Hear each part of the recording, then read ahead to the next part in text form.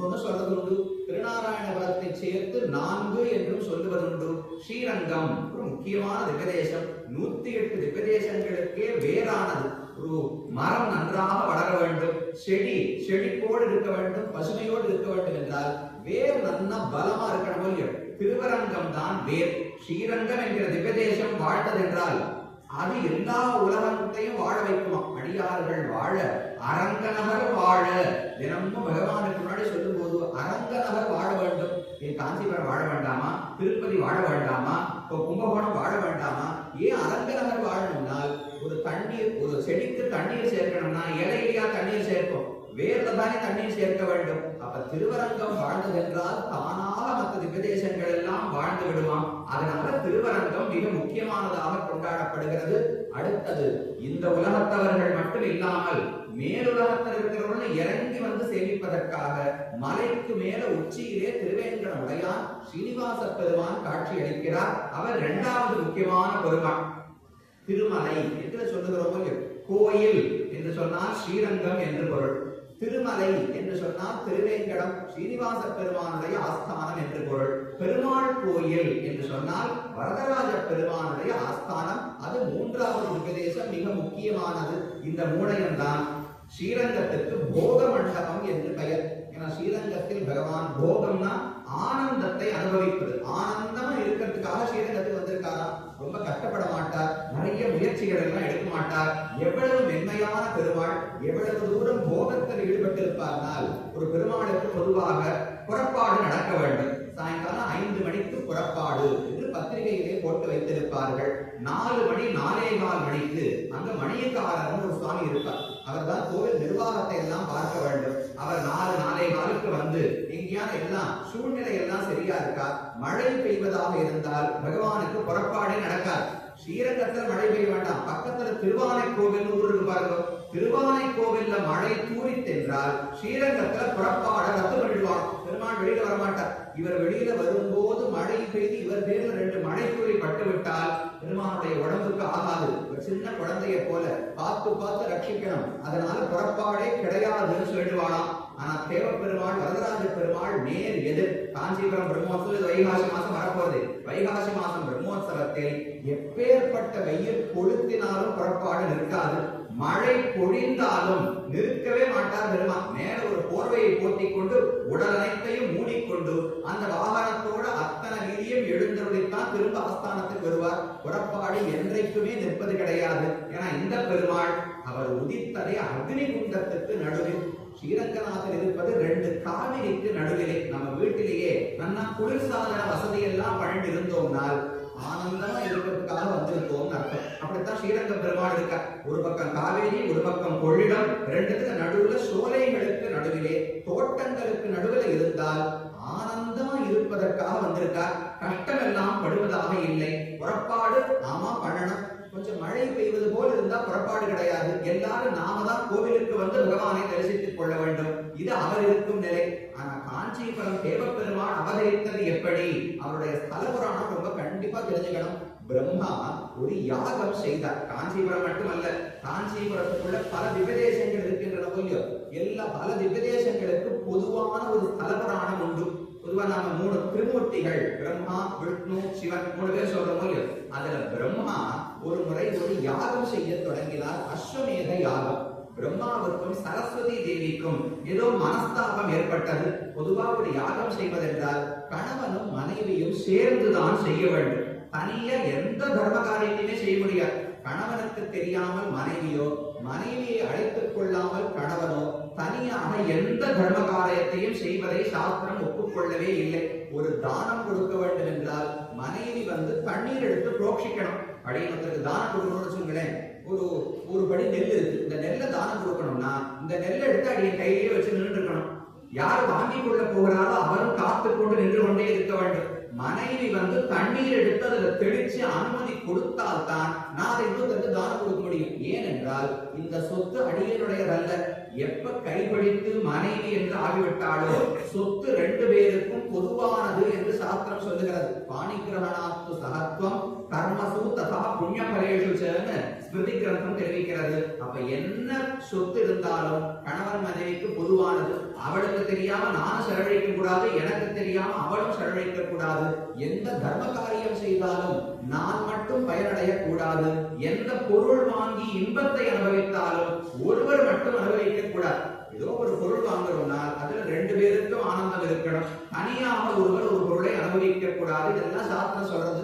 ஆனா பிரம்மாவுக்கும் சரஸ்வதிக்கும் ஏதோ கருத்து வேறுபாடு. பிரம்மா கோபித்துக் கொண்டு நீ இல்லாமலேயே நான் யாகம் செய்ய முடியும் என்று நிரூபிப்பதற்காக சத்தியவிரத கஷேத்திரம், காஞ்சிபுரத்துக்கு சத்தியவிரத கஷேத்திரம்னு பெயர், அந்த ஊருக்கு வந்து ஒரு பெரிய யாகத்தை செய்ய தொடங்கினார். அஸ்வமேத யாகம் என்று அந்த யாகத்திற்கு பெயர். அந்த அஸ்வமேத யாகம் பண்ணும் பொழுது பல தடங்கல்களை சரஸ்வதி உண்டாக்கினார். அது என்ன, நான் இல்லாமல் நீர் யாகம் செய்து விடுவீரா, அப்படி எல்லாம் அனுமதிக்க கூடாது. மனைவியினுடைய ஒத்துழைப்பே இல்லாமல் கணவன் காரியங்களை பண்ண ஆரம்பிச்சுட்டா அப்புறம் அந்த மனைவிக்கு இருக்கிற நிலை என்ன ஆகும்? அப்படி எல்லாம் கணவன் அனுமதிக்க கூடாது என்று சரஸ்வதிக்கு எண்ணம். பல தடங்கல்களை ஏற்படுத்தினாள். முதலில் ஒரு பெரிய நதி, ஒரு நதியினுடைய வெள்ளத்தை ஏற்படுத்தி அப்படியே அந்த யாகம் செய்யும் இடமே மூழ்கி போகும்படிக்கு தண்ணீரை அனுப்பினாளாம். அதை தடுப்பதற்கு பிரம்மாவுக்கு என்ன செய்வது என்று தெரியவில்லை. பகவான் நாராயணன் பிரார்த்தித்தார். பெருமாள் கீழே இறங்கி வந்து திருவெக்கா என்று ஒரு பக்கத்தில் திகதேசம் இருக்கேன், அந்த இடத்துல சேதுவாக ஒரு அணை போட்டு விட்டால் தண்ணீர் நின்று போய்விடும் இல்லையோ, அப்ப அந்த தண்ணீரை தடுப்பதற்கு பகவானே அணையாக வந்து சயனித்துக் கொண்டார். வேகா சேது என்று பெருமானுக்கு பெயர். அப்ப அணையாக வந்து அந்த ஒரு தடங்கரை நிறுத்தி கொடுத்தார். அடுத்தது என்ன பண்ணா, உலகத்தையே இருட்டாக ஆக்கிவிட்டார். வெளிச்சம் இருந்தால் தானே யாகம் செய்ய முடியும். உலகத்தையே இருட்டாக்கி விட்டாளாம் சரஸ்வதி. இவருக்கு என்ன பண்றதுன்னு தெரியல. மறுபடியும் பகவான் இடத்துல பிரார்த்தித்தார். அப்போதுதான் தீப பிரகாசன் என்று பெருமானுக்கு ஒரு திருநாமம். திருத்தண்டா எல்லாம் பக்கத்துல வந்து விதேசம் வரதராஜ பெருமாள் கோவில். அங்கிருந்து கொஞ்சம் மேற்க வந்தோம்னால் ஒரு பக்கம் திருவெக்கா, ஒரு பக்கம் அட்டபுஜகரம். அங்கிருந்து இன்னும் கொஞ்சம் மேற்க வந்தோம்னால் திருத்தண்டா தூப்புல் என்கிற பிரதேசம் இருக்கிறது. அந்த திருத்தண்டாவில் தீப பிரகாசர் கையில ஒரு நெருப்பு தீபத்தை ஏந்தி கொண்டு பகவான் வந்து அவதரித்து மறுபடியும் வெளிச்சம் கொடுத்தார். அப்ப சரஸ்வதி தண்ணீரை வெள்ளமா அனுப்பின போது அணையாக படுத்துக் கொண்டார். அது ஒரு திகதேசம் திருவெக்கா. இருட்டை கொண்டு வந்த போது தானே ஒளியாக இருந்து ஒளி கொடுத்தார். அது தீப பிரகாசர் திருத்தண்டா. அதே போல காளி, 8 கைகளோடு கூடிய காளி என்கிற தெய்வத்தை ஏவி நீ போய் யாகத்தை தடுத்து விடுன்னு சரஸ்வதி அனுப்பினாளாம். அவளை அடக்குவதற்காகத்தான் அஷ்டபுஜன் என்கிற பெயரோடு பகவான் வந்து 8 கைகளை 8 ஆயுதங்கள், சங்கம், சக்கரம், வில்லு, அம்பு, கத்தி, கேடயம், தாமரை, இது அனைத்தையும் ஏந்தி கொண்டு 8 கைகளோடு, வேற எந்த விதேசத்திலுமே 8 கை கிடையாது. இங்க மட்டும்தான் 8 கைகள் பகவானுக்கு உண்டு. காளியை அடக்குவதற்காக பெருமான் அட்டபுஜகரத்தான் என்கிற பெயரோடு வந்து அவதையும் முடித்து கொடுத்தார். இதெல்லாம் எடுத்தார். அப்ப தடங்கல்களை எல்லாம் போக்கிவிட்டார். யாகம் முடிவடைகிறது. முடியும் பொழுது அதுல ஆகுதி கொடுக்கணும், ஹவிஸ் கொடுக்கணும்.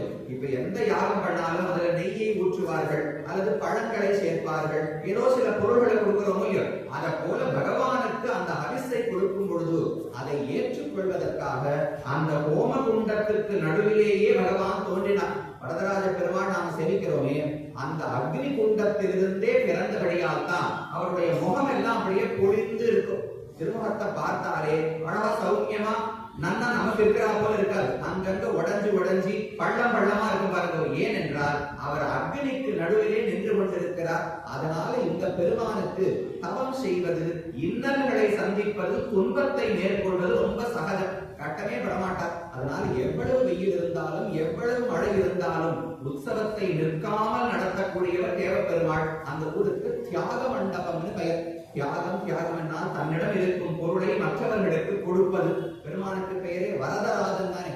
வரதன் என்றால் யார் வந்து எந்த பொருளை கேட்டாலும் கொடுக்கக்கூடிய பிடிக்கும். ஒருத்தர் தானம் பண்றோம்னா அப்படி கை வச்சிருக்கோம் இல்லையா, ஆனா பெருமாளை செஞ்சு பாருங்க, கை இப்படி இருக்காது. கை அபயஹஸ்தம் தான் வைத்துக் கொண்டிருப்பார். ஆனா பெயர் வரதன். வரதன் சொன்னா வரங்களை கொடுப்பவர். யார் எதை வந்து கேட்டாலும் கொடுப்பதை ஒரு விரதமாக வைத்துக் கொண்டிருக்கிறார். அர்த்திதார்த்த பரிதான தீட்சிதம் என்று புறத்தாழ்வான் தெரிவிக்கிறார். எதை கேட்டாலும், இந்த உலகத்தை இன்பத்தை கேட்டாலும் கொடுப்பார். ஸ்வர்க்கம் முதலான லோகங்கள் வேண்டும் என்றாலும் கொடுப்பார். வைகுந்தமே வேண்டும் என்றாலும் கொடுப்பார். எதை வேண்டுமானாலும் கொடுக்கிறாரோ இல்லையோ. அதனால வரதராஜன். வரதன் உலகத்தில் நிறைய பேர் இருக்கலாம். ஆசைப்பட்ட பொருள்களை கொடுக்கக்கூடியவர்கள். அவர்களுக்கெல்லாம் அரசன், தலைவனாக வரதராஜ பெருமாள் இருக்கிறார். அவர் இருக்கிற இடத்துக்கு தியாக மண்டபம் என்று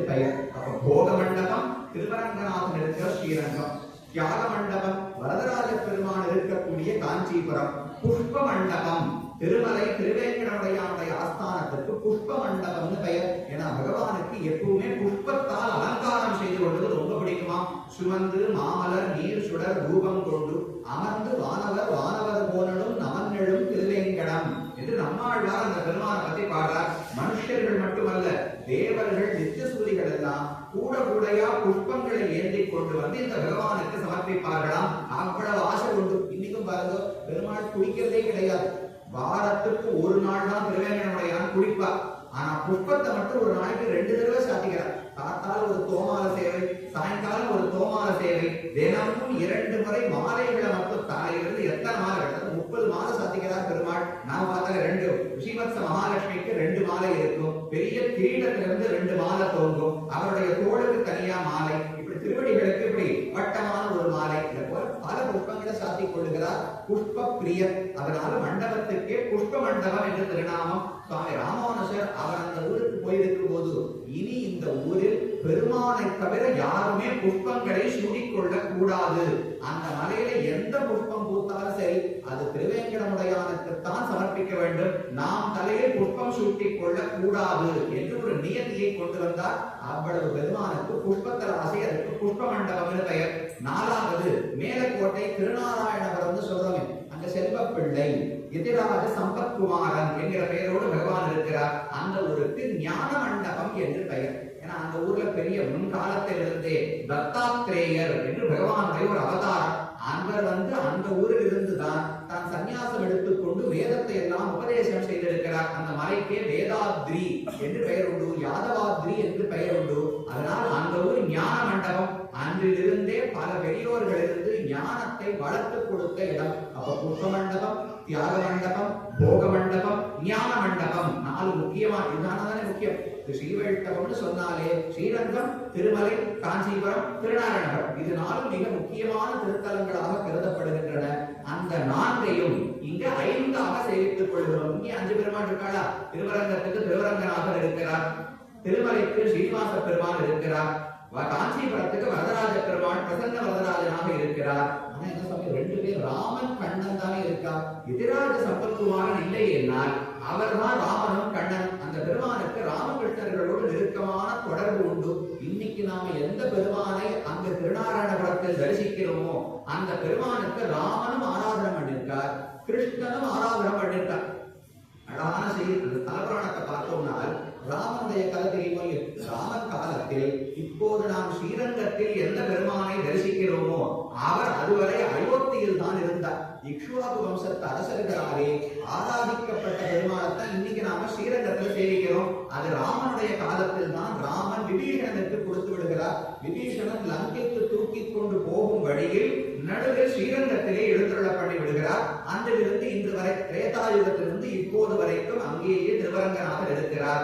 ராமனிடத்துல பெருமாள் இல்லையே, கையில் இருந்த பெருமாளை விபீஷணத்தை கொடுத்தார். இவர் பெருமாளுக்கு என்ன பண்றதுன்னா மறுபடியும் பிரம்மாவிடத்துல பிரார்த்தித்து ஒரு பெருமாளை வாங்கி கொண்டார். அந்த பெருமானை ராமன் ஆராதித்தான். அதற்கு பிறகு ராமனுக்கு 2 மகன்கள், லவன், குஷன் 2 பேர் சொல்றோம்.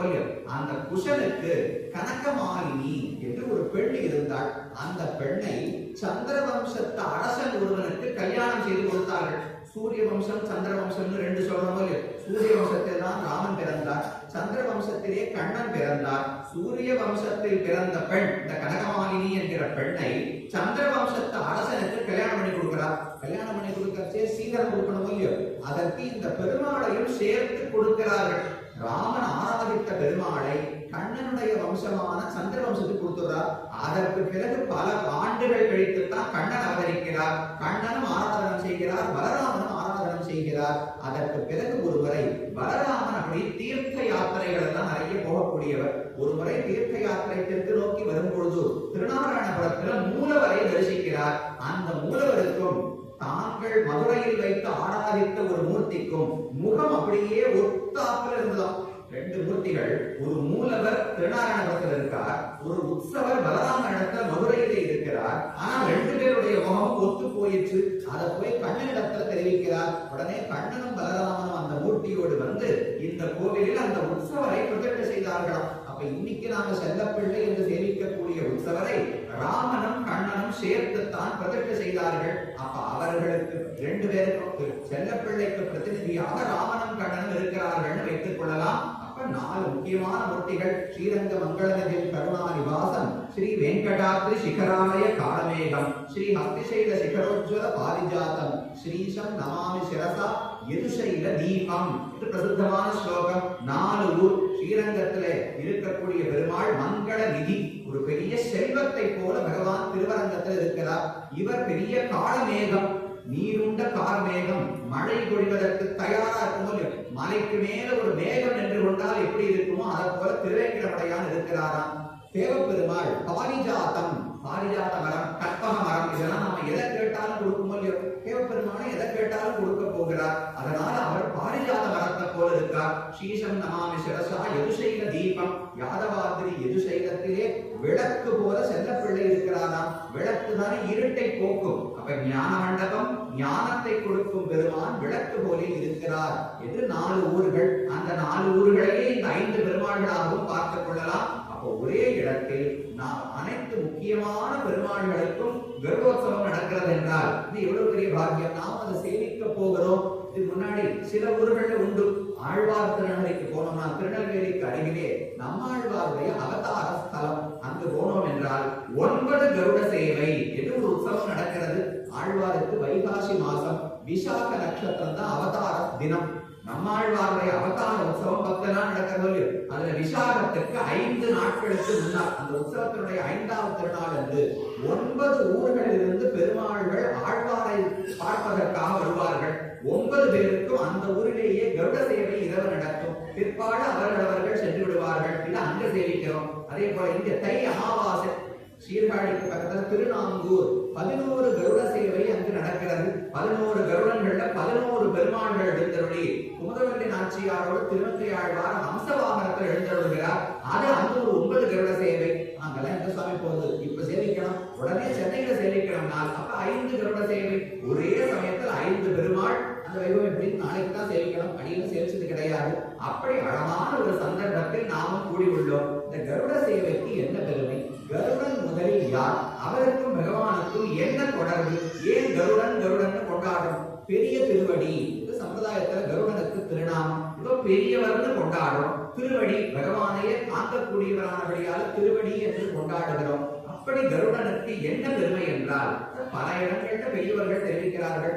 ஆழ்வார்கள் பாசுரங்களிலும் அந்த கருடனை பற்றின பல குறிப்புகள் உண்டு. கருடன் முதல்ல எப்படி அவதரித்தார் சரித்திரம் சுருக்கமா பார்ப்போம். புராணத்தில் இவர்கள் எல்லாம் எப்படி தோன்றினார்கள் கதைகள் சொல்லப்படுகின்றன. இதை சொல்லிவிட்டு அதுக்கப்புறம் ஒரு சந்தேகம் உங்களுக்கு எழலாம். அதற்கு விட என்னன்னு பார்ப்போம். முதல்ல கருடன் என்பவர் யார்? கருடன் ஒரு நித்தியசூரி என்று புரிந்து கொள்ள வேண்டும். நித்தியசூரி என்றால் எப்போதும் வைகுண்டத்தில் இருக்கக்கூடிய ஒரு ஆத்மா. ஆத்மா ஜீவாத்மான்னு சொல்றோம். நாம எல்லாம் ஜீவாத்மாக்கள் தான். நம்மை பத்தாத்மாக்கள் என்று சொல்லுவார்கள். சம்சாரத்துல இன்னும் கஷ்டப்பட்டு இருக்கிறோம்.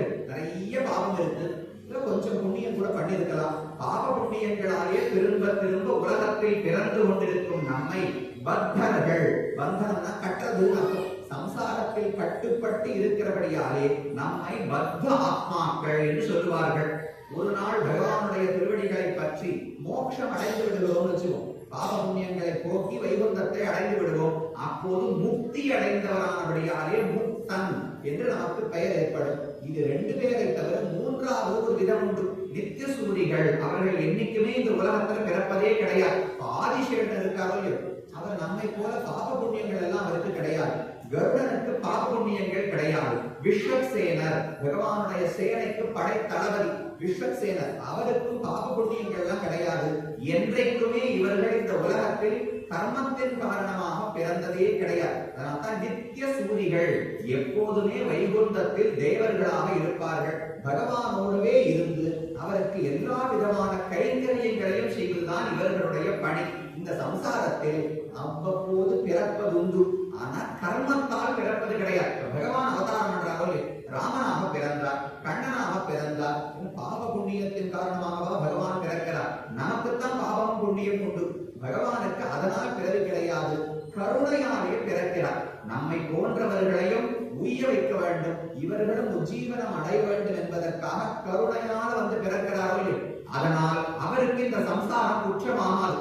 ஒரு எடுத்துக்காட்டு பார்த்தா சட்டுன்னு புரிஞ்சு போய்விடும். நமக்கு என்ன தோன்றது, சுவாமி ஒரு சிறைச்சாலை இருக்கு, சிறைச்சாலைக்குள்ள நானும் இருக்கேன், இன்னொருத்தரும் இருக்கார். அப்ப நாங்க ரெண்டு பேருமே தப்பு பண்ணிட்டு தானே வந்திருக்கணும். சிறைச்சாலைக்குள்ள எதற்கு வருவார்கள்? தவறு செய்து தண்டனை அனுபவிப்பதற்காகத்தான் சிறைச்சாலைக்கு வருவோம்.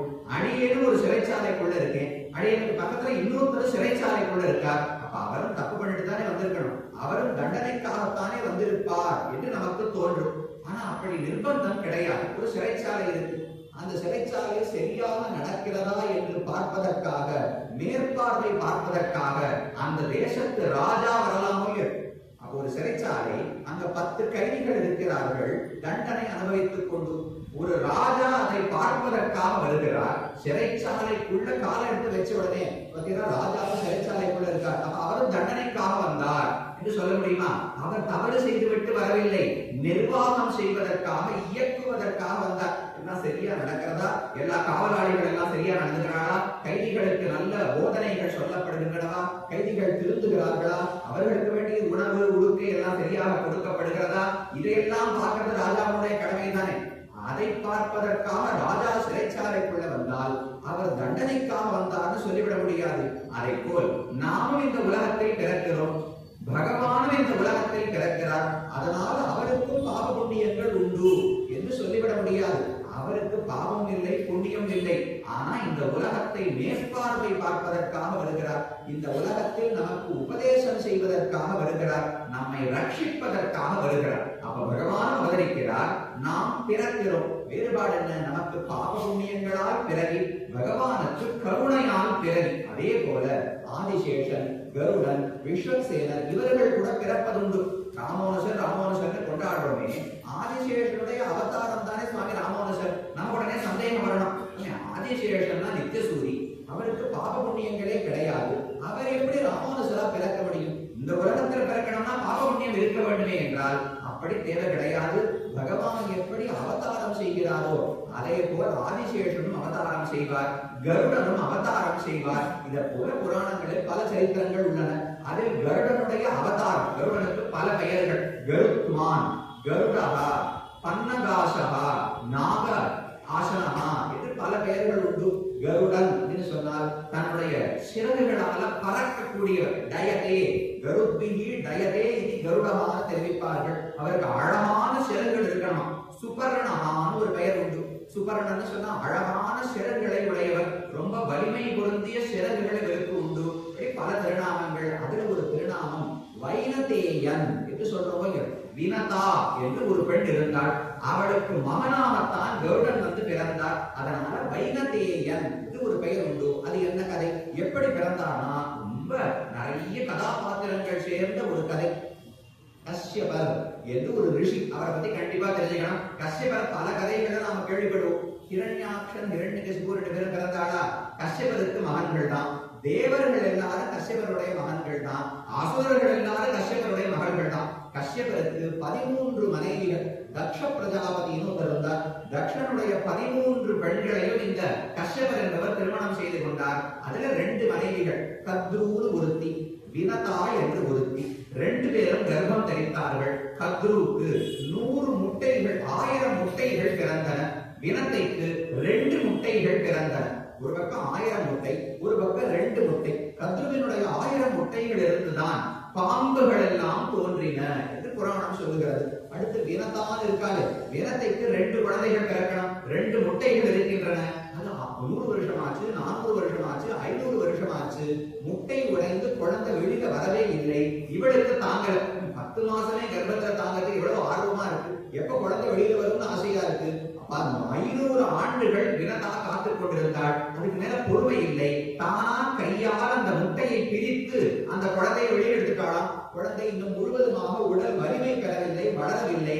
அவனுக்குத்தான் அருணன் என்று பெயர். கருடனுடைய அண்ணா, கருடனுடைய தமையனுக்கு அருணன் என்று பெயர். அவர் தானா வந்து பிறக்கவில்லை, வினத்தை கையால் முட்டையை உரித்து வெளியே எடுத்தாள். அவருக்கு கோபம், நான் இன்னும் உடம்பு வளரவே இல்லை, இன்னும் பலம் அடையவே இல்லை, அதற்குள்ளே என்னை வெளியே எடுத்து விட்டாய், நீ வேறு ஒருத்திக்கு அடிமையாக போய்விடுவாய் என்று சாபம் கொடுத்தார். சொந்த தாய்க்கு அருணன் சாபம் கொடுத்தார். அதற்கு பிறகு அந்த அருணன் தான் சூரியனுக்கு தேரோட்டியாக ஆனார். சூரியன் தினமும் உதிக்கிறார்கள், சூரியனுக்கு தேர் உண்டு. 7 குதிரைகள் போட்டின ஒரு சக்கரத்தோட தேர்ந்த சூரியன் வராதோ, அந்த சூரியனுடைய தேரோட்டிக்கு அருணன் என்று பெயர். அவர்தான் இவர். கருடனுடைய அண்ணா அருணன் தான் சூரியனுக்கு தேரோட்டியாக ஆனார். அவருடைய கதை முடிஞ்சு போச்சு. அந்த அருணனுக்கு 2 குழந்தைகள். ஒருத்தருக்கு ஜடாயுன்னு பெயர், மற்றொருத்தருக்கு சம்பாதின்னு பெயர். ராமாயணத்துல 2 கழுகுகளை பத்தி கேள்விப்படுறோமா? ஜட்டாயு சீதையை ராவணன் அபகரித்த போது காப்பாற்ற முயன்றவர். சம்பாதிதான் ஹனுமானுக்கு லங்கையிலே சீதை இருக்கிறாள்னு பார்த்து சொன்னவர். இந்த 2 பேரும் அருணனுடைய குழந்தைகள் தான். அப்ப இது ஒரு பக்கம். வினதையினுடைய முதல் குழந்தை அருணன். அருணனுக்கு ஜட்டாயுவும் சம்பாதியும் பிறந்தார்கள். வினதை புரிந்து கொண்டார். 2வது முட்டையை கையே வைக்கவில்லை. அதற்குள்ளே பிள்ளைகளுடைய சாபம் இருக்கு. நீ வேறு ஒருவத்திற்கு தாசியாக அடிமையாக போய்விடுவாய் என்று சாபம் இருந்தது. அதே போல ஒரு முறை கத்ருவுக்கும் வினதைக்கும் ஏதோ ஒரு போட்டி ஏற்பட்டது. என்ன போட்டினால், இந்திரனிடத்திலே உச்சைஸ்ரவஸ் என்று ஒரு குதிரை உண்டு. அந்த குதிரை அப்படியே வெள்ளையா இருக்கும், உடம்பு முழுக்க வெள்ளையா இருக்கும். பார்க்கடல் கடையும் போதுதான் அந்த குதிரையும் வெளியே வந்தது. எப்படி பாரிஜாத மரம் வந்தது, அப்சரசுக்கள் வந்தார்கள், மகாலட்சுமி தாயாரே வந்தார், காலகால விஷம் வந்தது.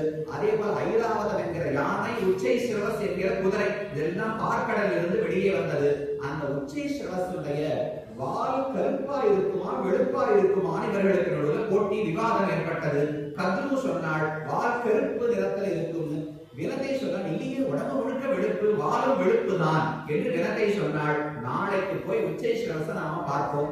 வால் கருப்பா இருந்தால் கத்ருவுக்கு வினதை அடிமையாகிவிட வேண்டும், வால் வெளுப்பாக இருந்தால் கத்ரு வினதைக்கு அடிமையாகிவிட வேண்டும் என்று பேச்சு வைத்துக் கொண்டு போட்டியை தீர்மானித்தார்கள். அடுத்த நாள் போய் உச்சைஸ்ரவச பார்க்கணும் இல்லையோ, அதுக்குள்ள கத்ரு என்ன பண்ணா, அவளுக்கு தெரியும் அது வெளுப்பான வால் தான் தெரியும். தன்னுடைய குழந்தைகள் சர்ப்பங்கள் பாம்புகள் இருக்கிறார்கள், அந்த பாம்புகளிடத்துல போய் சொல்லி அந்த குதிரையினுடைய வால் முழுக்க பாம்புகள் சுத்தி கொண்டு விட்டன. அதனால பார்க்கச்சே கருப்பா தான் தெரிஞ்சது. உள்ள இருக்கிற வெளுப்பு, உண்மையில வெளுப்பு தான் வாலு, ஆனா வெளியில அந்த வெளுப்பு தெரியாமல் பாம்பு சுத்தி கொண்டிருந்ததா கருப்பு போல இருந்தது. கத்ரு ஜெயித்து விட்டாள், வினதை தோத்து விட்டாள். வினதை கத்ருவுக்கு அடிமையாக ஆனாள். அதற்கு பிறகுதான் தன்னுடைய முட்டையை உடைத்துக் கொண்டு கருடன் ஆழ்வான் தான் வந்து பிறக்கிறார். ரொம்ப அழகா சொல்றார். கருட கால ஆகவே விதாரிய அண்ட வஜாயத மகாசத்துவ பலோபேதா சர்வா வித்யோதயம் திசா. பெரிய திருமேனியோடு, நல்ல வலிமையான உடல், பெரிய சிறகுகளோடு, எல்லா திசைகளிலும் பரவக்கூடிய ஒளியோடு பிறந்தாராம் கருடன். பார்க்கக்கூடிய தங்கத்தால் ஆனது போல இருப்பார். கருடனை பார்த்தோம்னா அவ்வளவு ஒளியோடு இருப்பார். அந்த கருடன் வளர்ந்து வந்தார். தன்னுடைய தாய் அடிமையாக இருப்பதில் அவருக்கு விருப்பமில்லை. அதனால அந்த பாம்புகளிடத்துல போய் என் தாயை விடுவிப்பதற்கு என்ன வேண்டும்னு கேட்டார். அப்பதான் அவர்கள் அமுத குடத்தை கொண்டு வான்னு கேட்டார்கள். பார்க்கடல் கடைந்து அமுத குடம் எடுத்து தேவர்களிடத்தில் இருக்கும் இல்லையோ, அந்த அமிர்த கலசத்தை கொண்டு வா, உன் தாயை விடுவிக்கிறேன் என்று பாம்புகள் சொல்ல இவர் இங்கிருந்து புறப்பட்டு தேவர்களோடு பெரிய யுத்தத்தை நடத்தி யுத்தத்துல ஜெயிச்சுட்டார். இந்திரன் தான் கடைசியில சண்டைக்கு வந்தார். தன்னுடைய வஜ்ராயுதத்தை கொண்டு கருடனை வீழ்த்தி விடலாம் என்று இந்திரனுக்கு எண்ணம். வஜ்ரத்தால கருடனுடைய சிறக அடிச்சார். அடிச்ச உடனே கருடன் சிரிச்சுட்டார். இந்திரா, உன்னுடைய ஆயுதத்துக்கு என் முன்னால் சக்தியே கிடையாது. உன்னுடைய வஜ்ரத்தை விட என்னுடைய சிறகுக்கு பல மடங்கு சக்தி அதிகம். ஆனா போனா போது உன்னை அவமரியாதை செய்ததாக இருக்கக்கூடாது. அதனால் என்னுடைய உடலில் இருந்து ஒரே ஒரு இறக மட்டும் கீழ் விழ வைக்கிறேன். மொத்தமா இந்திரன் நினைச்சது என்ன, நான் அடிச்ச உடனே சிறகே கீழ் விழுந்து நினைச்சாரோ இல்லையோ, அவ்வளவுதான் ஒண்ணும் ஆகல. ஆனா ஒரு பெரியவர் நம்மளை வந்து அடிக்கிறார்னு சொல்றேன், நமக்கு வலிக்கவே இல்லை, அவர் பாவமா அடிக்கிறார், வயசாயிடுத்து, அவர் அடிக்க எனக்கு வலிக்கவே இல்லை. ஆனா அப்படி வலிக்காமல் இருந்தேன்னா அவர் அவமரியாதைப்படுத்துறது ஆகும் இல்லையோ. அதனால ஒரு பேச்சு தவிர அம்மா ரொம்ப வலிக்கிறதுன்னு சொல்லி வச்சேன். உண்மையில வலிக்கவில்லை, ஆனா அவர் பேர் இருக்கும் மரியாதையாலே அவர் அழைச்சது எனக்கு வலிச்சது போல நடிக்கிறோம் இல்லையோ. அதை போல கருடன் சொல்றார், இந்திரா, உன்னுடைய வஜ்ரத்துக்கு சக்தியே கிடையாது என் முன்னால். போனா போது உனக்கு உலகத்துல ஒரு மதிப்பு இருக்கு. அதனால ஒரே ஒரு இறகு அதை மட்டும் கீழே விழ வைத்தாராம். அப்பதான் சுப்பர்ணன் அவருக்கு பெயர் கிடைத்தது. ரிஷிகள் எல்லாம் கொண்டாடினாராம்.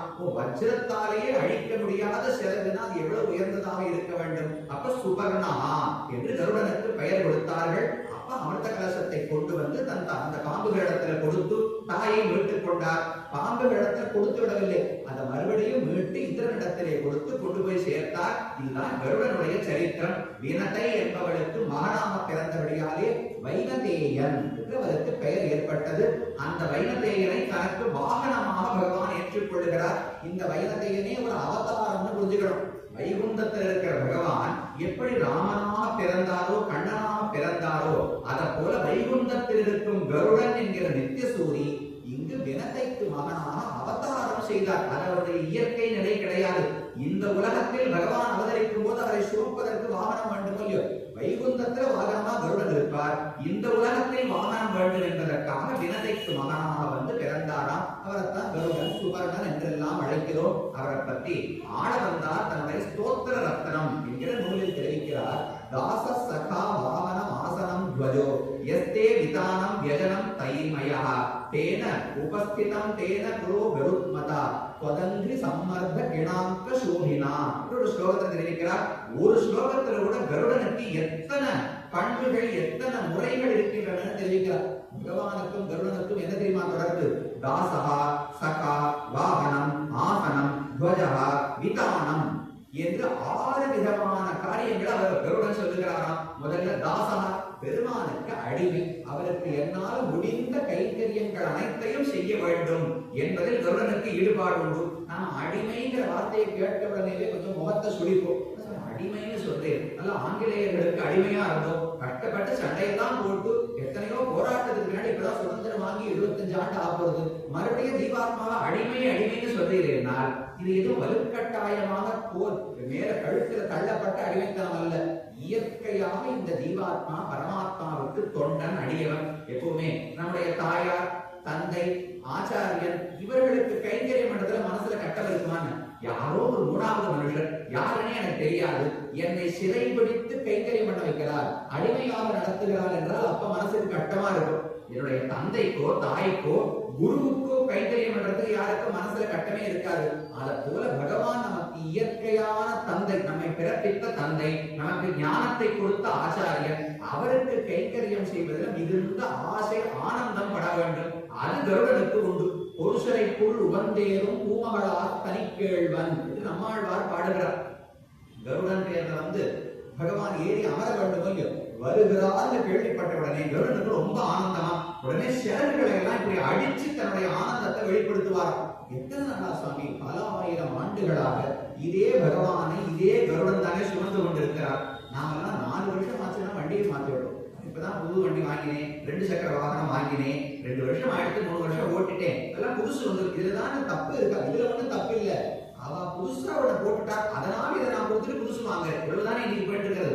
எந்த பொருளாக இருந்தாலும் 2 வருஷம் படி கைபேசி வாங்கினேன், நல்லாதான் வேலை செய்யறது. ஆனா கடையில வேற ஒண்ணு வாசல்ல அடக்க விளக்கெல்லாம் போட்டு வச்சிருக்கான், பார்த்தா ஆசையா இருக்கு வாங்கணும்னு, அதுக்காக வாங்குறோம்.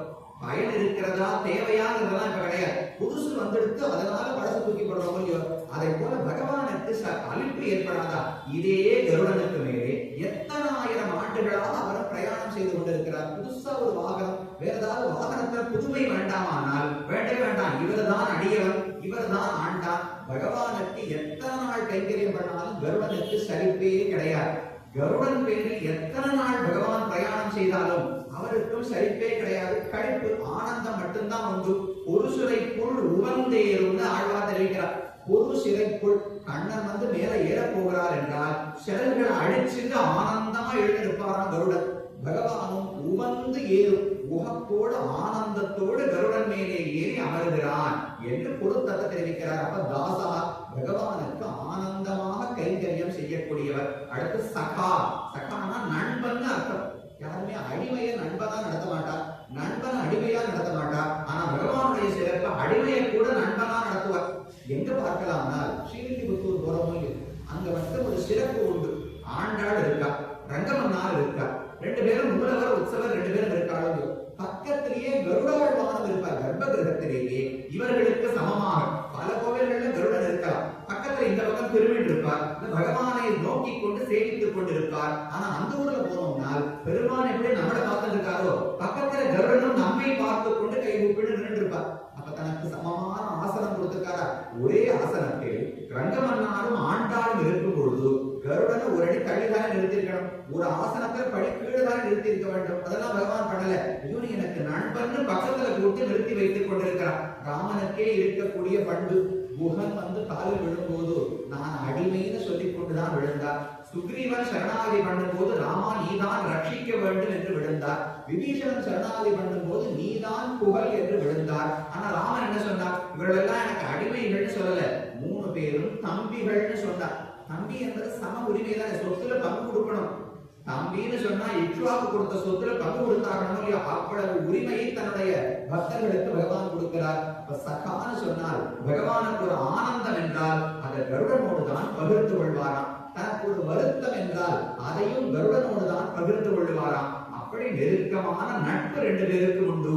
சகான 2வது இருக்கிறார். ராசா சகா வாகனம் 3வது பகவானை சுமக்கக்கூடிய வாகனமாக தான் இருக்கிறார். அது பிரசித்தம். உலகத்திலேயே கருட வாகனன் பகவானுக்கு திருநாமம் உண்டு. புருஷரைக்குள் உபந்தேரும். அப்படி வாகனமாக ஏறும்போது எதுக்கு வாகனம்? பகவான் எங்க போகிறார்? எதுக்கு வாகனத்தை எதிர்பார்க்கிறார் என்றால், ஒன்று எதிரிகளோடு அசுரர்களோடு சண்டையிட வேண்டும், அப்போ வாகனம் வேண்டும். பக்தர்களுக்கு போய் காட்சி அளிக்க வேண்டும், அப்போதும் வாகனம் வேண்டும். 2 பேரை பார்க்கலாம். ஒருத்தர் மாலி சுமாலி மால்யவான் என்றெல்லாம் பலர் இருந்தார்கள். ஏன் கிருஷ்ண சரித்திரத்திலேயே வருது, பௌமாசுரன் என்று இருந்தானோ அவனை கொல்ல போகும்போது கருடன் பேரில் ஏறித்தான் கண்ணன் சண்டைக்கு போகிறார் சத்யபாமையை அழைத்துக் கொண்டு. எதுக்கு கருடனால் கண்ணன் சண்டை போடுவதை விட நன்னா கருடன் சண்டை போடுவார். கரையணி மூக்குடை உள்ளை கடாவி அசுரரை காய்ந்தவம்மான் என்று நம்மாழ்வார் இடத்துல பாடுகிறார். கரையணி மூக்கு, கருடனுடைய மூக்கு இருக்கும், மூக்க பார்த்தோம்னா கரை படைந்து இருக்குமா? குளிக்கிறது கிடையாதா? சரியா தேய்ச்சி குளிச்சா கரையெல்லாம் போயிடுமே.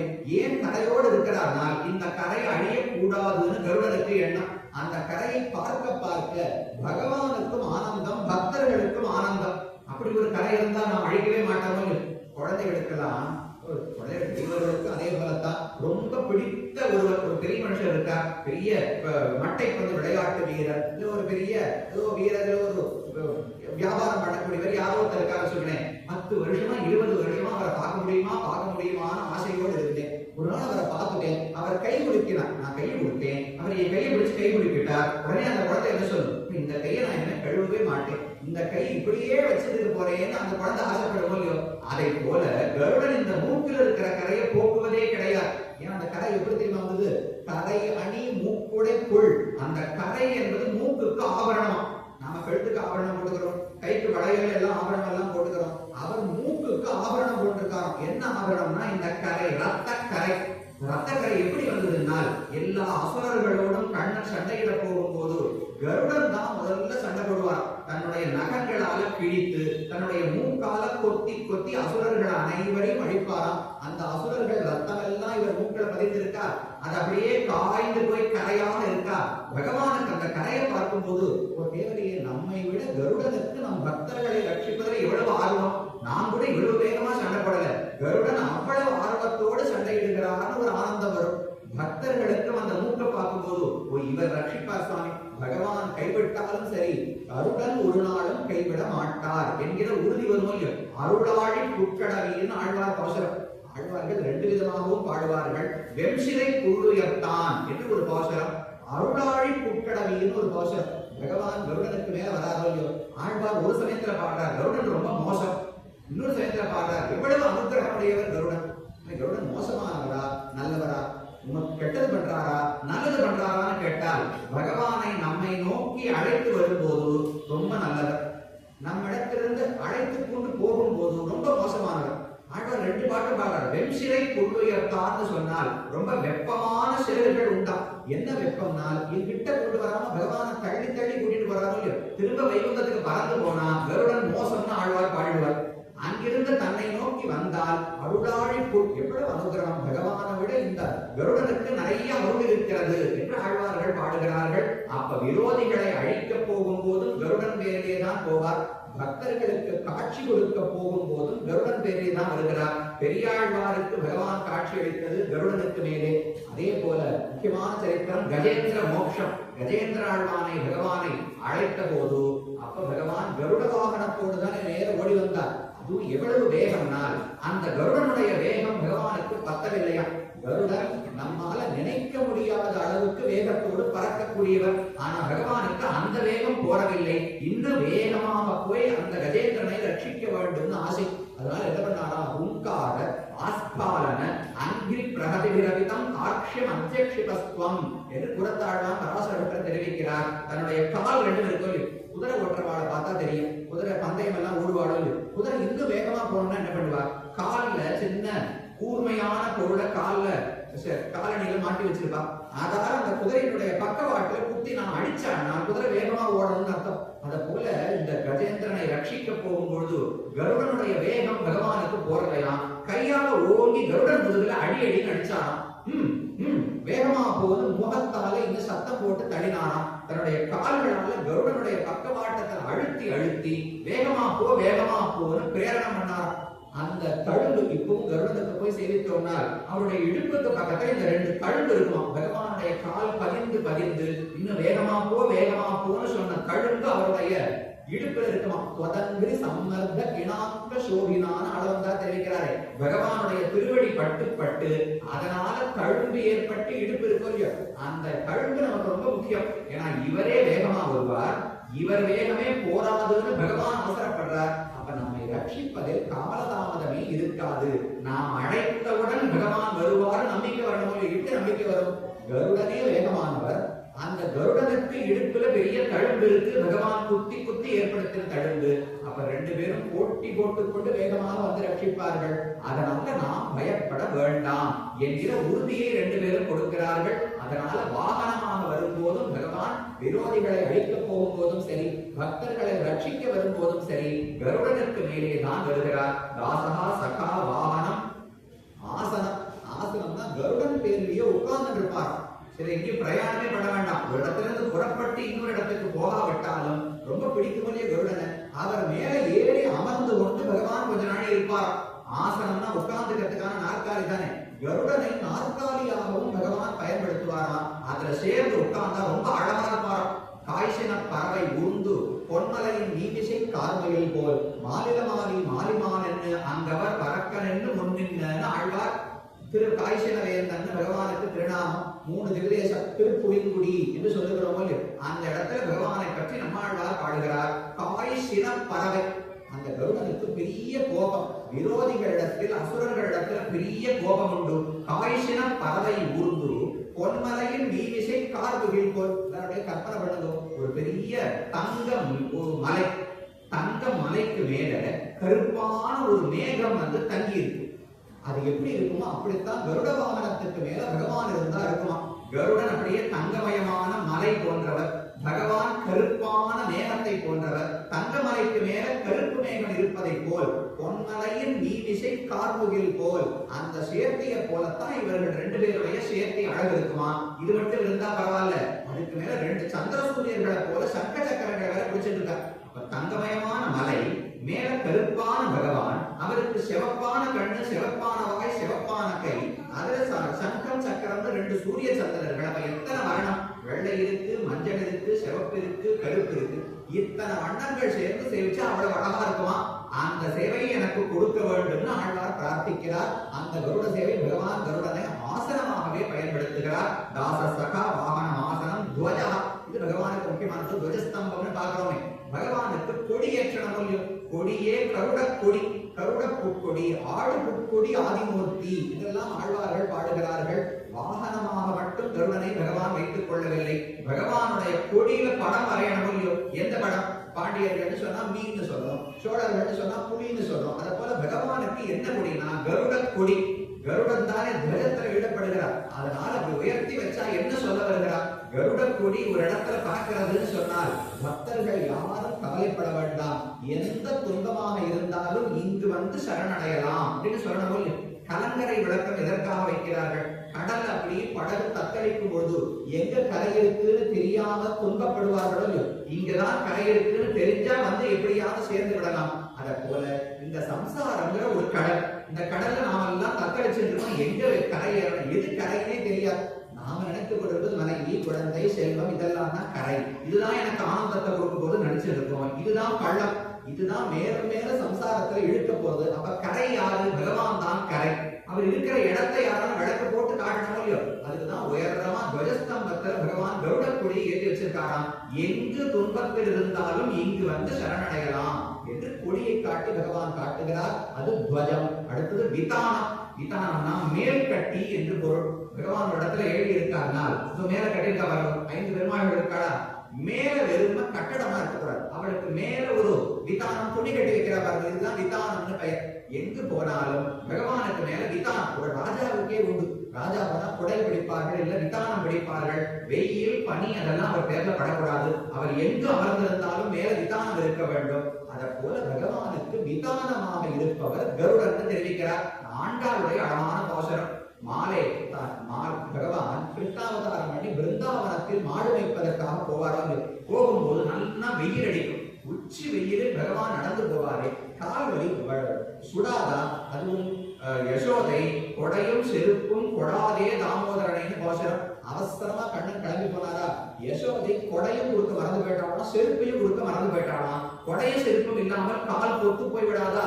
கண்ணன் எப்படித்தான் பிருந்தாவனத்துல நடக்கிறானோ யசோதைக்கு வருத்தம். ஆனா ஆண்டாள் சொல்ற அதெல்லாம் கவலையே பட வேண்டாம். கண்ணன் எங்கெல்லாம் நடக்கிறாரோ அப்படியே மேல சிறகுகளை விரித்துக் கொண்டு கருடன் பரப்பாராம்.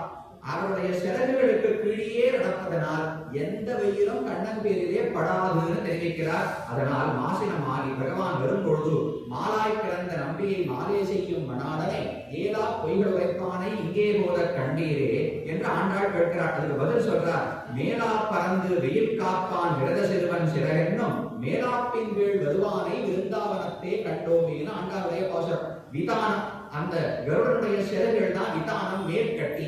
அந்த மேற்கட்டிக்கு கீழே பகவான் வருவதனால் எந்த சூடும் இருக்காது. கொடை பிடிப்பது போல் அவர் இருக்கிறார். அப்ப விதானமாகவும் இருக்கிறார்.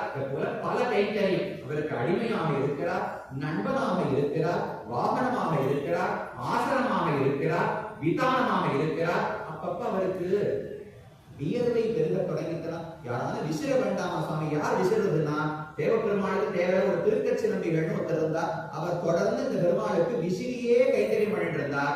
பகவானுக்கு நாராயணனுக்கு யார் விசிறுவானா, அதுவும் கருடன் தான். யான் அப்படியே குடுக்கமா இருப்பது போல இருந்தால் சிறகுகளை இப்படியே அடிப்பாராம் கருடன்.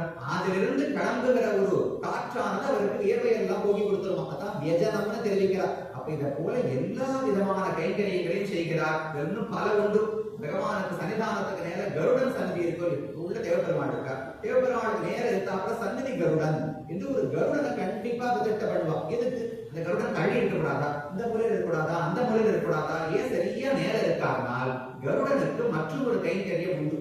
கருடன் என்பவர் வேதத்தினுடைய வடிவம் என்று சொல்லப்படுகிறார். வேதாத்மா விககேஸ்வரா என்று ஆளவந்தாரம் பாடுறார். அப்போ அவர் வேதத்தினுடைய வடிவம். நாம பொதுவாக அலங்காரம் பண்ணி கொண்ட உடனே என்ன பண்ணுவோம்? வெளியில புறட்டு போகணும், நல்லா அலங்காரம் எல்லாம் பண்ணிட்டோம். கிளம்புவதற்கு முன்னால் ஒரு க்ஷணம் கண்ணாடிக்கு முன்னாடி நின்று கொண்டு தலையெல்லாம் சரியா வாரி இருக்கா, நெத்திக்கெல்லாம் சரியா இருக்கா, ஆபரணங்கள் எல்லாம் இருக்கா, 10 விரல்ல 10 மோதிரமா 12 மோதிரம் இருக்கா, எல்லாம் சரியா இருக்கான்னு பார்த்துட்டு புறப்படுறோமோ இல்லையோ. அதை போல் பகவான் தான் செய்து கொண்ட அலங்காரத்தை எந்த கண்ணாடியில பார்ப்பார்? கண்ணாடி அங்க வச்சிருக்கா பாரு, இங்க கண்ணாடி வச்சிருக்கா. நாம் அந்த அலங்காரத்தை சொல்லவில்லை. வெளியில் சாத்தின ஆபரணங்களின் அழகை கண்ணாடியில பார்க்கலாம். பகவானுக்கு எத்தனை குணங்கள்! சௌசீல்யம், வாத்சல்யம், மார்தவம், ஆர்ஜவம், சௌஹார்தம், சாமியம், காருண்யம், மாதுரியம், காம்பீரியம், ஔதாரியம், எத்தனையோ எண்ணிறந்த குணங்கள் பகவானுக்கு இருக்கின்றன. இந்த குணத்தை எல்லாம் எந்த கண்ணாடியில பார்க்கறது? இது என்ன விசித்திரமா இருக்கு. கண்ணாடியில உடம்பை மட்டும்தான் காட்டும். ஆத்மாவை விட்டு இருக்கிற குணங்களை என்கிட்ட கோபம் இருக்கா, கருணை இருக்கா, தூக்கம் இருக்கா, பொய் இருக்கா, அதெல்லாம் கண்ணாடியில தெரியாது. ஆனா பகவானுக்கு அது கூட கண்ணாடியில தெரியுமா? எந்த கண்ணாடி தெரியுமா? பகவானுக்கு நேர இருக்காப்புல கருடன் இருக்கா. அந்த கருடன் வேதம் தானே. பகவானுடைய குணங்கள் அனைத்தும் வேதத்தில் தானே சொல்லப்படுகின்றன. அவருக்கு கருணை உள்ளது, பொறுமை உள்ளது, சௌசீல்யம் இருக்கு, வாத்சல்யம் இருக்கு. இந்த எல்லா குணங்களையும் சொல்லக்கூடியவை வேதங்கள். அந்த வேதமே உருவெடுத்து கருடனாக இருக்கிறார். பகவானுக்கு முன்னால் கருடன் இருந்தால் அதுதான் அவருக்கு பார்த்துக்கிற கண்ணாடி. கண்ணாடியில பார்த்து தனக்கு என்னென்ன பெருமைகள் இருக்கின்றன பகவான் தெரிந்து கொள்வாராம். அதனால்தான் சன்னதி கருடன் முன்னாடி எழுந்தருள பண்ணுகிறார்கள். அது ஒரு கைங்கரியம். பராசர பட்டர் தெரிவிக்கலாம். ஸ்ரீரங்கத்துல பிரதட்சணமா வரும்போது மதில்கள் 7 பிராகாரம் 7 மதில் இருக்கு. இந்த மதிலை எல்லாம் பார்த்து ஒரு ஒரே ஆச்சரியம். விழுவிழு பெருசா இருக்கே, அதுவும் அந்த மதில் நேர செங்குத்தா இருக்காது. இப்படி சற்று உள்நோக்கி வளைந்தது போல இருக்குமா. அதை பார்ப்பதற்கு ஒரே ஆச்சரியம். இது யாராக தெரியுமா இருக்கணும்? நித்தியசூரிகள் எல்லாம் பொதுவா இந்த பெருமாளுக்கு தொண்டு செய்ய வருவார்கள்னு கேள்விப்பட்டிருக்கேன். கருடன் தான் கீழே இறங்கி வந்து தன்னுடைய சிறகுகளை இப்படி நீட்டி வைத்துக் கொண்டு மதிலாக இருக்கிறார் தெரிவிக்கிறார். மதில் இப்படி நீளமா 2 பக்கம் மதில் போகணும் இல்லையோ, கருடன் வந்து ஒவ்வொரு மூலையிலும் அமர்ந்து கொண்டு ஒரு சிறகை இப்படி நீட்டுவாரா, ஒரு சிறகை இப்படி நீட்டுவாரா. அவருடைய சிறகுகள் தான் மதில்களாக இருக்கின்றன. ஸ்ரீரங்கத்தில் பகவானை ரட்சிக்க வேண்டும். பஞ்ச ஆயுதங்கள் அதே போல கருடன், இவர்களுக்கு தான் பகவானை காக்கக்கூடிய பொறுப்பு இருக்கிறது. அதனால பெருமானை ரட்சிப்பதற்காக கருடனே மதிலாக இருக்கிறார் என்று பராசர பட்டருடைய அனுபவம். இப்படி எத்தனையோ விதங்களில் பகவானுக்கு மிகவும் நெருக்கமான தொண்டர். நாராயணன் சொன்னாலே உடனே ஆதிசேஷன் கருடன், இவ 2 பேர் தான் நினைவுக்கு வருகிறார்கள். அப்படி நெருக்கமான தொண்டனுக்கு மேலேதான் கருடோத்சவத்தை பகவான் கண்டறிகிறார். பல ஊர்களிலும் கருடோத்சவத்துக்கு முக்கியத்துவம் உண்டு. ஸ்ரீரங்கத்துல பார்த்தோம்னால் 4 உற்சவங்களிலும் கருடோத்சவம் உண்டு. தை, மாசி, பங்குனி, சித்திரை 4 மாசம் பெருமானுக்கு 10 நாள் உற்சவங்கள். பூபதி திருநாள், மாசி தெப்பத் திருநாள், பங்குனி உத்தர ஆதி பிரம்மோத்சவம், விருப்பம் திருநாள் என்று 4 உற்சவங்களை பகவான் கண்டறிகிறார். தை மாசத்திலும் எல்லா உற்சவத்திலும் 4வது நாள் தான் பிரம்மோத்சவம். ஸ்ரீரங்கத்தில் 4வது நாள் தான் பிரம்மோத்சவத்தில் கருட சேவை. தை, பங்குனி, சித்திரை இந்த 3 மாசத்திலும் தங்க கருட வாகனம். மாசி மாசத்துல மட்டும் வெள்ளி கருட வாகனம். இப்படி 2 விதமான வாகனங்களை பகவான் எழுந்தருளுகிறார். காஞ்சிபுரம் திருமலைக்கு கேட்கவே வேண்டாம், ரொம்ப பிரசித்தமானது கருட சேவை. பெருமான் பல மணி நேரம் அந்த 4 மாட வீதி சுத்தி வந்து வருவதற்கு பல மணி நேரம் எழுந்தருளுகிறார். ஆனா மற்ற எல்லா கோவில்களையும் விட கருட சேவை என்று சொன்னால் அது தேவப்பெருமானுடையது. வைகாசி திருநாளிலே 3வது நாள் காலை பகவான் கருடோத்சவத்தை கொண்டாடுகிறார். புரக விககராஜஸ்யந்த ஆந்தோலிகாதிஷு அதிகம் அதிகமன்யாம் ஆத்மசோபாம் ததானம் என்று வேதாந்த தேசிகன் பாடுகிறார். தேவப்பெருமாளை பற்றி வரதராஜ பஞ்சாசத் என்று 50 ஸ்லோகங்கள் வேதாந்த தேசிகன் பாடியிருக்கிறார். அதுல ஒரு ஸ்லோகத்துல சொல்றார், துரக விககராஜ ஸ்யந்தன ஆந்தோலிகாதிஷு. பகவானுக்கு உற்சவம் நடக்கிறது இல்லையோ, துரகம்னா குதிரை, குதிரை வாகனத்துல பகவான் வரார். விககராஜம், விககன் விககம்னா பறவைன்னு அர்த்தம். பறவைக்கு அரசன் யாரு? புல் அரையன் கருட ஆழ்வான். அந்த கருடனுக்கு மேல கருடோத்சவத்திலும் பகவான் வருகிறார். சியந்தனம், சியந்தனம்னா தேர், ரதோத்சவம் பகவானுக்கு நடக்கிறது. ஆந்தோலிகா அப்படின்னா பல்லக்கு, பல்லக்கில் வரார், தேர்ல வரார், கருடனில் வருகிறார், குதிரையில் வருகிறார். பல உற்சவங்கள் பல வாகனங்கள்ல பகவான் வருகிறாரோ இல்லையோ. அதிகம் அதிகம் அந்யாம் ஆத்மசோபாம் ததானம். தேவப்பெருமான சாதாரணமா சேவிச்சு உன்னார். இதுக்கு மேல ஒரு பெருமை ஒருத்தருக்கு இருக்கவே முடியாது.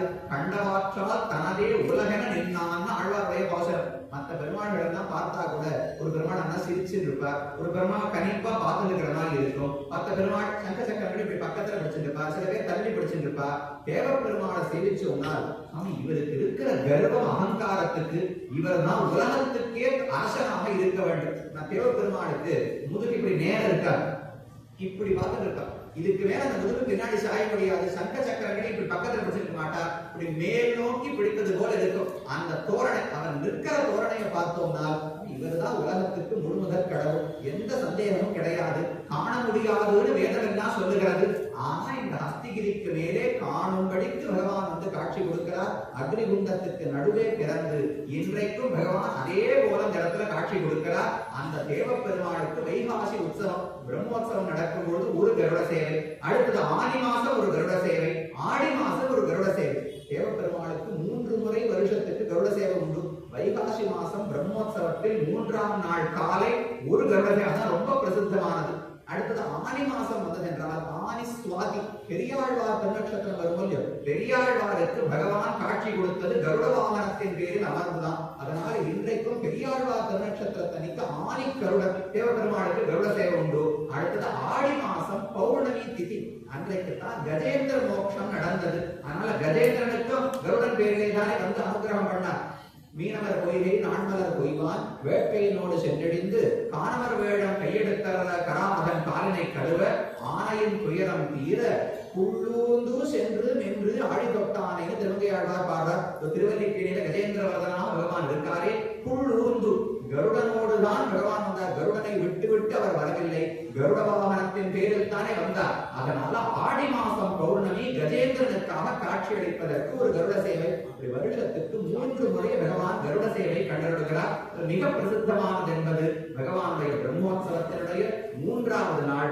எது சொல்ல வந்தேன், தேவப்பெருமான பொதுவாக அலங்காரம் எதுவும் இல்லாமல் சாதாரணமாக சேவித்தாலே இதுக்கு மேல ஒரு பெருமானுக்கு பெருமையே இருக்க முடியாது, அவ்வளவு உயர்ந்தவர்னு தோன்றும். ஆழ்வார் 2 பிரபந்தம், திருவிருத்தம் நம்மாழ்வாருடைய முதல் பிரபந்தம், திருவாய்மொழி கடைசி பிரபந்தம். 2 பிரபந்தத்தினுடைய முதல் பாசுரத்திலே தேவபெருமானத்தான் பாடுறார். முதல் பாசுரம் பொய் நின்ன ஞானமும் பொல்லா ஒழுக்கும் அடுக்குடம்பும் நின்ன நீர்மை நீயா முறாமை இமையோர் தலைவா மெய் நின்று கேட்கருளாய். முதல் பாசுரம் நம்மாழ்வார் வாயத்திறந்து பாடுவது இமையோர் தலைவா என்று பாடுகிறார். அதுவும் தேவப்பெருமாளையே குறிக்கும். திருவாய்மொழி முதல் பாசுரம் அயர்வரும் அமரர்கள் அதிபதி எவனவன், அமரர்கள் அதிபதி, அதுவும் தேவப்பெருமாளையே குறிக்கும். அப்ப 2 பாசுரத்திலும் முதல் பிரபந்தம் கடைசி பிரபந்தம் 2லும் தேவப்பெருமாளையே பாடுகிறார் என்று பெரியோர்களுடைய நிர்வாகம். அப்ப இவரை பார்த்தா இமையோர் தலைவன், இதுக்கு மேல பெருமையே இருக்க முடியாது, அழகே இருக்க முடியாதுன்னு தோணும். அவர் போய் கருட வாகனத்துக்கு மேல குதிரை வாகனத்துல உட்கார்ந்தாரா 2 மடங்கா அழுத்தான் அழகு, பல்லக்கில் வந்தாரா 10 மடங்கா அழுத்தான், தேர்ல வந்தாரா 20 மடங்கா அழுத்தான், கருடத்துல உட்கார்ந்தாரா 100 மடங்கா அழுத்தான்.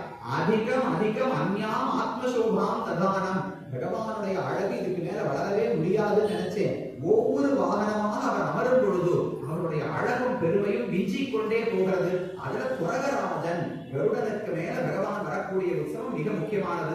3வது நாள் காலை 3-4 மணிக்கெல்லாம், முதல்ல 2 மணிக்கு மூலஸ்தானத்தில் எழுந்துருளி கருடன் பேரில் ஆரோகணித்து 4 மணிக்கு பெருமாள் புறப்பட்டு விடுவார். புறப்பட்ட உடனே அங்கிருந்து ஆழ்வார் பிரதட்சணம்னு ஒரு பிரதட்சணம் உண்டு. காஞ்சிபுரத்துக்கு போனால் துவஜஸ்தம்பத்திலிருந்து பிரதட்சணமா வந்தோம்னா ஆழ்வார் பிரதட்சணம்னு பெயர். அங்குதான் நம்மாழ்வாருக்கான சன்னதி இருக்கிறது. 3 கருடை சேவைகளிலும் பெருமான் ஆழ்வார் பிரதட்சணத்தில் எழுந்தருளித்தான் வெளியே எழுந்தருளுகிறார். ஏனென்றால் ஆழ்வாருக்கும் தேவப்பெருமானுக்கும், இன்னும் குறிப்பா தேவப்பெருமானுடைய கருட வாகன சேவைக்கும் ஒரு முக்கியமான தொடர்பு உண்டு. நம்மாழ்வாருடைய திருவாய்மொழி என்கிற பிரபந்தம், அதில் 4வது 10 பாசுரங்கள், முதல் 10 விட்டுருந்தோம். முதல் 10 பாசுரம் முதல் திருவாய்மொழி, 2ஆம் திருவாய்மொழி, 3ஆம் திருவாய்மொழி முடிச்சா 4வது திருவாய்மொழி அம்சிலைய வடனாராய் அடியத்தாய் நீயும் நின் அம்சிலைய சேவலுமாய் ஆவாகன் எனக்கருளி வெஞ்சிரை புள்ளுயர்த்தார் கென்விடுதூதாய் சென்னக்கால் வன்சிறையில் அவன் வைக்கில் வைப்புண்டால் என் செய்யுமோ என்று ஆழ்வார் தூது விடுகிறார். ஆழ்வார் ஆணாக பிறந்தவர் நம்மாழ்வார். ஆனா அவரையே இப்போது பெண்ணாக பாவித்துக் கொள்கிறார். தன்னையே ஒரு பெண்ணாக காதலியாக நினைத்துக் கொண்டு, காதலன் பகவான் நாராயணன், அவர் கை கொள்ளவில்லை, தன்னை பார்க்கவே வரவில்லை. வெகு நாட்கள் ஆகிவிட்டன. இந்த பெண்ணால் இதற்கு மேல் தாங்க முடியவில்லை, உயிரே போய்விடுமோ என்கிற பயத்திலே இருக்கிறார் ஆழ்வார். பராக்குஷ நாயகி என்ற அந்த பெண்ணுக்கு பெயர். அப்ப அந்த பெண்ணை என்ன பார்க்கிறார், பக்கத்தில் இருக்கிற வண்டுகள் பட்சிகள் இதையெல்லாம் அழைத்து எனக்காக பெருமானிடத்துல தூது போய் சொல்ல முடியுமா, இதை போல நான் அவரை விட்டு துன்பப்படுகிறேன், அவர் என்னை ரட்சிக்க வேண்டும் என்று தூது அனுப்புகிறாள் ஆண்டாள். அம்சிறைய மட நாராய், அழகான நாரை என்கிற ஒரு பட்சி, அதை கூட்டு நீயும் என் அம்சிறைய சேவலுமாய் ஆவாவென் எனக்கருளி. ஆழ்வார் எப்பேற்பட்ட பக்தர், போய் பக்ஷி காலிலே விழுந்து எனக்கு ஒரு உதவி பண்றியா, நீயும் உன் மனைவியுமாக 2 பேருமாக இங்கிருந்து நேர பகவானிடத்துல பறந்து போகும். போய் ஆழ்வார் இதை போல உன்னை விட்டு பிரிந்து துன்பப்படுகிறார், அவருக்கு நீ ரட்சிக்க வேண்டும், ஒரு முறை முகம் காட்ட மாட்டாயா? அவர் ஒன்னும் பெருசா ஒன்னும் கேட்கவில்லை, ஒரே ஒரு முகத்தை காட்டினால் போரும், பெருமை வரக்கூடாது, நீ கருட வாகனத்தில் அவருக்கு காட்சி கொடுக்க வேண்டும் என்று ஆழ்வாருடைய பிரார்த்தனை. அதை நேர சொல்றார். முதல் பாசுரத்துல தூது அனுப்பினார். தூது போனா என்ன செய்தி சொல்லணும்னா அதையும் ஆழ்வார் சொல்றார். அருளாத நீரருளி அவர் ஆவி துகராமன், அருளாழி பொற்கடவீர் அவர் மீது ஒரு நாள் என்று அருளாழி அம்மானை கண்டக்கால் இது சொல்லி அருளாழி வழிவண்டே யாம் என்பழைத்தோமே. ஆழ்வாருக்கு ரொம்ப வருத்தம், நான் அப்படி என்ன பாவம் பண்ணேன், நான் என்ன உலக பொருட்களையா ஆசைப்பட்டேன், பகவானிடத்தில் அதிகமான காதலை வைத்து விட்டேன், அவனை காண வேண்டும் என்கிற ஆசை துடித்துக் கொண்டிருக்கிறேன், இது ஒரு பெரிய பாவமா, என்ன பாவம் செய்தேன் என்று பகவான் என்னை ஏற்க மறுக்கிறார் என்று தெரியவில்லை. அவரிடத்துல போ, தைரியமா பேசு, கவலையே படாத தைரியமா பேசு, அருளாத நீர் சொல்றதுக்கு வாய் வருமா? பகவான் இருக்காரு நேர போய் அருளே இல்லாதவரேன்னு பெருமானை பார்த்து சொன்னா காலெல்லாம் நடுங்கும். ஆகா சொல்ல பயப்படாத, என் வீடு தூது, இது நான் பராக்குஷ நாயகி விடுகிற தூது, நீ தைரியமா போய் பேசு, பகவான் ஒரு தண்டனையும் கொடுக்க மாட்டார். ஏன் தண்டனை கிடைக்காதானா? யோசிச்சு பாருங்க. ஹனுமான் ராமனுடைய தூதனாக போன போது என்ன கிடைச்சது? வாலில் நெருப்பு வைத்தார்கள். பரிசெல்லாம் கிடையாது, தண்டனை தான் கிடைச்சது. திரும்ப சீதையினுடைய தூதனாக ராமனிடத்துல வந்தாரோ இல்லையோ, ராமன் தோளார கட்டி தழுவி கொண்டான். அப்ப பிராட்டியினுடைய தூதன் தான் எப்பவுமே பெருமை அதிகம். பகவானுடைய தூதன்னா வால்ல நெருப்பு தான் கிடைக்கும். ஆழ்வார் சொல்றார், என் விடு தூது, நீ ராமனுடைய தூது கிடையாது, ஆழ்வார் பராங்குஷ நாயகி விடக்கூடிய தூது, நீ கவலையே படாதே, நேர பகவானுக்கு முன்னாடி போய் நில்லு. அருளாத நீர், உனக்கு அருளே கிடையாதா, கருணையே கிடையாதா, பேர் மட்டும் கருணை கருணை தான், அத்திகிரியில கருணையே வழிபடுத்தவராக பார்முகின்னு சொல்லிக் கொள்கிறீரே, நமக்கு கருணையே இல்லையான்னு கேடு. அவர் கேட்பார், ஏன் நான் என்ன கருணையை காட்டாமல் இருந்தேன்னால், அவர் ஆவி உபராமன் அருளாழி புட்கடவே. இந்த 2 நாள் ஆச்சுன்னா ஆழ்வார் உயிரோடு இருக்க மாட்டார், அவருடைய ஆத்மாவே அழிந்து போய்விடும், அவரே அழிந்து போய்விடுவார். அதற்குள் அருள் ஆழி புட்கடவீர், நீர் கருட வாகனத்துக்கு மேலே ஏறி ஆழ்வாருடைய வீதியில ஒரே ஒரு முறை ஒண்ணு கேட்கணும், இப்படி ஒரு முறை போயிட்டு நீ திரும்ப வைந்தது போயிடலாம், அந்த ஒரு காட்சியைத்தான் ஆழ்வார் பிரார்த்திக்கிறார் என்று அந்த குருங்கள், அந்த நாரைகள், பட்சிகள் எல்லாம் போய் சொல்ல வேண்டும். அருளாழி புட்கடவில் அருளாழி அம்மானை கண்டக்கால் இது சொல்லி அருள் ஆழி வடிவண்டே யாம் என் பிழைத்தோமே, நான் என்ன பிழை செய்தேன்னு தெரியவில்லை, என் பிழை போப்பது போல பரிவாட ஈருகின்ற என் பிழையே நினைத்தருடைய அருளாத திருமாலார்க்கு என் பிழைத்தாள் திருவிடியின் தாவனுக்கென் உருவாய்ச்சொல். பெண்ணே, அந்த வண்டுகளை பார்த்து சொல்ற, நீங்க ஒண்ணு கேட்க வேண்டாம், நான் குற்றம் பண்ணி விட்டேன் தானே பகவானுக்கு எண்ணம், ஏன் பகவான் எனக்கு முகம் காட்டவில்லை? ஆழ்வார் குற்றங்கள் நிறைய பாவங்களை செய்திருக்கிறார், அவருக்கு நாம் அனுகிரகிக்க கூடாதுன்னு பகவானுக்கு எண்ணமா? சரி, என்கிட்ட பாவம் இருக்கு இல்லைன்னு நம்மளால யாராலுமே சொல்ல முடியாது, பாவங்கள் நிறைய இருக்கின்றன, இருக்கட்டுமே, உங்ககிட்ட பொறுமைன்னு ஒரு குணம் இருக்கும், என்னுடைய பாவத்தையே பார்க்கிறாயே, உன்னுடைய க்ஷமா பொறுமை என்கிற குணத்தை எப்போது பார்க்க போகிறாய்? என் பாவத்தை மன்னிப்பதற்காகத்தானே உனக்கு பொறுமை. பொறுமை இவ்வளவு வைத்துக் கொண்டு நீ பாவம் பண்ணிருக்கேன்னு சொல்வதே என்ன பயன்? அப்ப என்னுடைய பாவத்தை பார்க்காமல் அவருடைய பொறுமை என்கிற குணத்தை பார்க்க நினைவுபடுத்து என்று ஆழ்வார் தூது அனுப்புகிறார். இது ஆழ்வாருடைய பிரார்த்தனை. அன்னைக்கு பகவான் காட்சி கொடுத்தாரோ இல்லையோ தெரியாது, இன்றைக்கும் தேவப்பெருமான் அவரிடத்தான் பிரார்த்தனை. அருளாழி புட்கடவேன்னு சொன்னால் புள்ளை வாகனமாக கொண்டவரே தேவப்பெருமாள் தான். அப்ப ஒவ்வொரு உற்சவத்திலும் கருட வாகனத்துல காத்தால 4 மணிக்கு புறப்பட்ட உடனே நேர ஆழ்வார் பிரதட்சணத்துல வந்து ஆழ்வார் சந்திக்கு முன்னால் நிற்பார். அங்க ஆழ்வாருக்கு மரியாதை எல்லாம் செய்து அவர் சமர்ப்பிப்பதை ஏற்றுக்கொண்டு அதற்கு பிறகுதான் பகவான் பிரதட்சணமாக வந்து கோவிலை விட்டு வெளியே வருவார். அதை போல எந்த கருட சேவை நடந்தாலும் ஆழ்வாருக்கு காட்சி கொடுப்பதற்காகவே தனியா பகவான் அந்த பிரதட்சணத்திலே எழுந்தருளுகிறார்.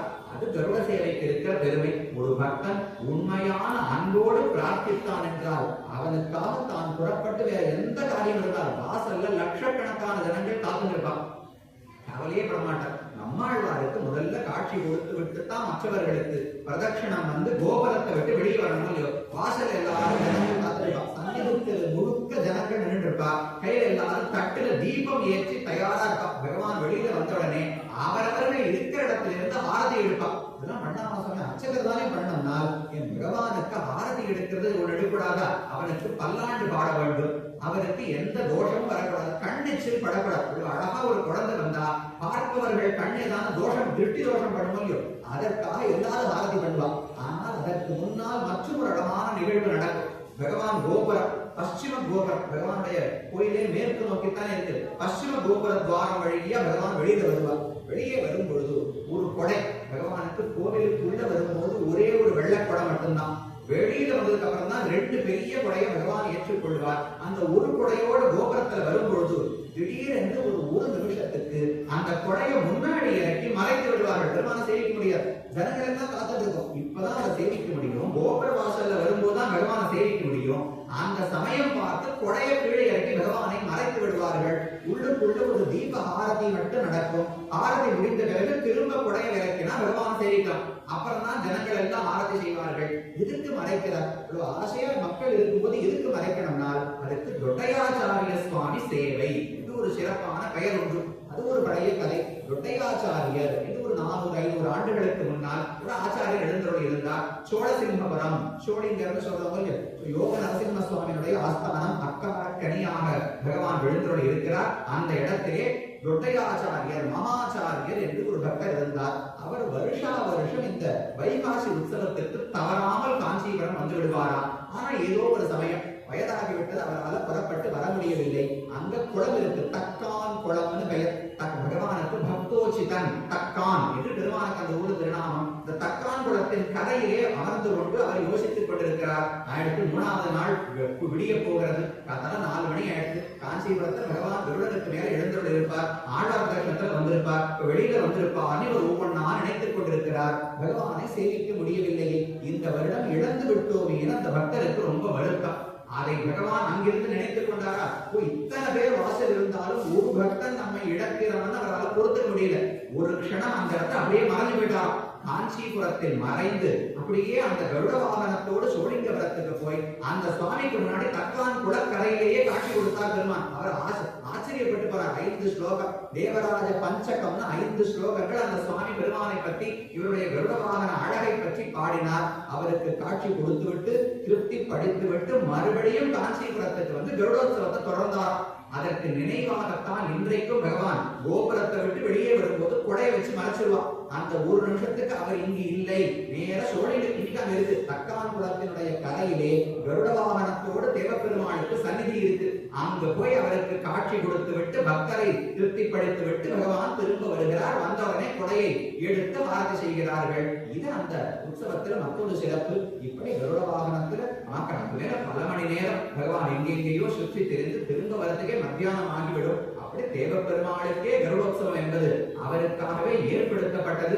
பல ஊர்களில் கருட வாகனத்தை பற்றி ஆழ்வாருடைய பாட்டு உண்டு. திருப்புடிங்குடி காசினவேந்தனுக்கு கருட வாகனத்தை பற்றின பேச்சு. தெந்திருப்பேரை வெள்ளை சுரிசங்கோடு ஆழியேந்து தாமரை கண்ணனின் புள்ளினூடே புள்ளை கடாலென்ன வாற்றை காணீர்.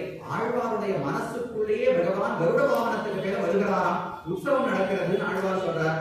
எல்லாம் இருந்தாலும் தேவப்பெருமானுடைய கருட வாகனத்துக்கு தனிச்சிறப்புண்டு.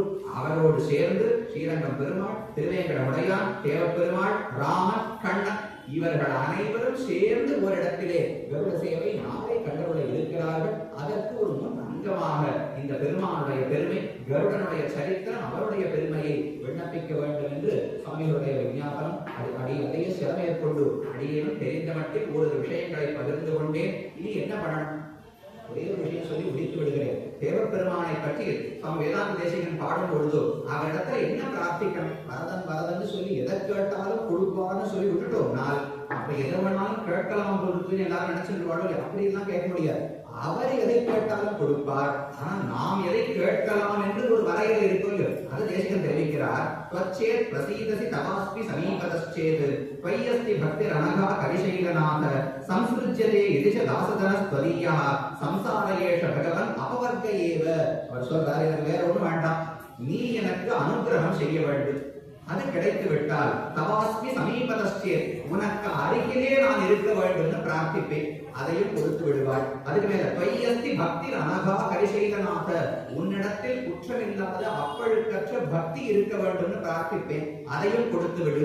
சம்ஸ்ருஜ்யதே यदि च दासजनस्त्वदीयः, தனியே இருக்கக்கூடாது, உன்னுடைய பக்தர்களோடு என்னை சேர்த்து வைத்து விடு. அப்ப நீ அனுகிரகம் செய்து விடு, உனக்கு அருகிலே வைத்துக் கொண்டு விடு, உன்னிடத்தில் மாறாத பக்தியை கொடுத்து விடு, அதே போன்ற பக்தியுடைய 4 பக்தர்களோடு சேர்த்து வைத்து விடு. இதை 4 மட்டும் நீ கொடுத்துட்டா என்றால் சம்சார ஏஷ பகவன் அபவர்க ஏவ, இந்த சம்சாரமே மோட்சத்துக்கு சமமாக ஆகிறது.